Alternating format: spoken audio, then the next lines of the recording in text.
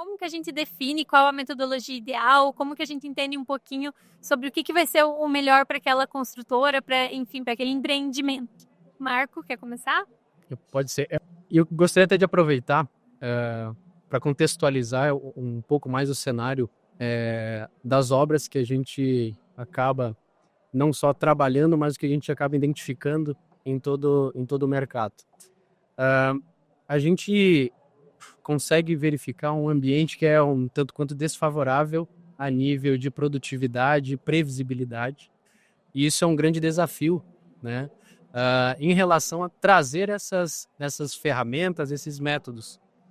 E quando a Nina trouxe a questão de qual a melhor metodologia, qual que é a melhor ferramenta, eu vejo que primeiro a gente precisa analisar 3 grandes pilares e 3 variáveis no nível de planejamento, que é o nosso tema agora, que são pessoas, processos e tecnologia, né? E aí, cada situação, cada variável, a gente precisa ter as pessoas porque é o que converge tudo que ocorre dentro do canteiro. A gente precisa de um processo, e aí a gente pode estender a nível de procedimento, porque quando um processo, um procedimento está bem definido, qualquer pessoa que estiver lá, ela vai seguir pelo menos aquilo que foi pré-definido. E a tecnologia vem para impulsionar. Então, se a gente pensar a nível de básico ao avançado, a depender, é claro, da maturidade, aí eu vejo que são 2, 3 fases aí que a gente pode comentar. Primeiro é aquela construtora que tem as ferramentas simples, básicas, mas elas já têm lá definido datas marcos, né, que é a fase de uma obra, tem que terminar a alvenaria, a estrutura... Em 7 meses. Em 7 meses, quando vai iniciar? Então a gente vê assim no dia a dia que a construtora por si só ela já tem um pensamento um pouquinho diferente da maioria, mas com menos de um Excel, às vezes só no feeling, né? No feeling, ele já consegue entender, poxa, eu tenho que terminar aquela etapa em tal momento. E aí, quando a gente vai avançando, e já foi comentado aqui do Last Planner, poxa, a gente já começa a ter uma maturidade um pouco diferente, já começa a criar rotinas, já começa a utilizar tecnologias a seu favor. Então, dando uma contextualizada dos desafios que a gente tem de implantar também um método ou uma ferramenta que vai auxiliar, isso é fato, toda e qualquer construtora, eu acho que tem um caminho aí bem interessante nessa jornada aí.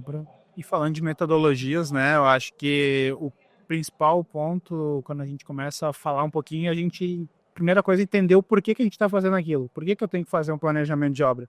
Porque senão as pessoas que estão lá, elas vão, tá, beleza, bota aí qualquer valor e vamos embora, que eu quero tocar minha obra.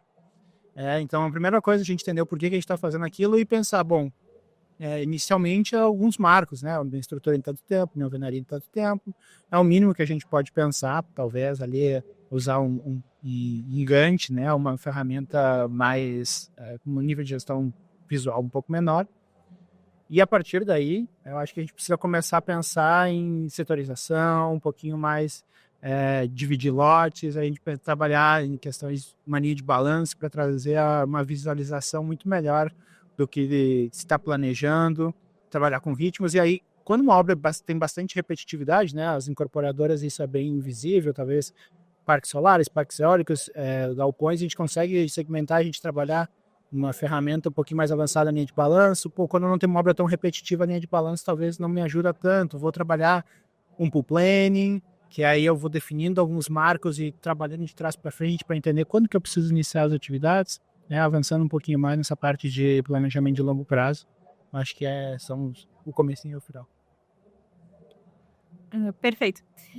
E eu queria acrescentar também, né, que quando a gente fala assim, né, do básico ao avançado, assim, de planejamento, né, eu acho que é bem importante, e acho que já foi comentado também aqui, né, do Last Planner em si, né, e ele vem dessa metodologia do Lean Construction, né, que a gente utiliza muito, né, como eficiência, né, e coisa e tal.